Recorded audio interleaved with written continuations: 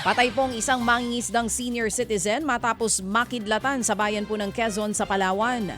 Sa investigasyon, pumalaot po ang biktima para manghuli nga ng alimango. Dahil bigo siyang makauwi, hinanap po siya ng mga kapwa mangingisda sa tulong ng Philippine Coast Guard.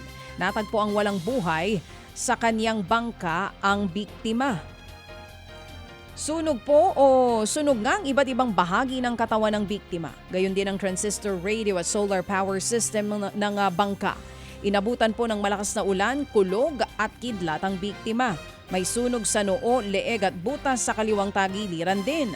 Nasunog din ang kanyang transistor radio at samantala pinayuhan naman po ng mga otoridad ang mangingisda na huwag nang pumalaot sa gitna ng malakas na ulan at mga kidlat.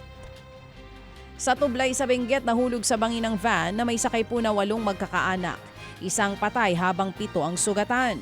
Sa investigasyon, papunta sana ang mga biktima sa lamay ng kamag-anak ng maaksidente ito.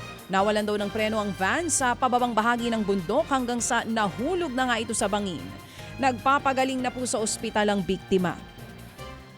Nabisto naman po ang 68 million pesos na halaga ng shabu sa isang tricycle. Diyan po yan sa Pagadian City, Zamboanga del Sur. Sa investigasyon, unang sinitang tricycle dahil sa unauthorized modification. Habang iniinspeksyon, nadiskubre ang isang tagong compartment sa ilalim po yan ng passenger seat. Doon na nga nasabat ang drogang 10 kilo ang laki po at dami. Inaresto na nga po ang tricycle driver. Patuloy ang investigasyon at nakatakda na rin kasuhan ang driver.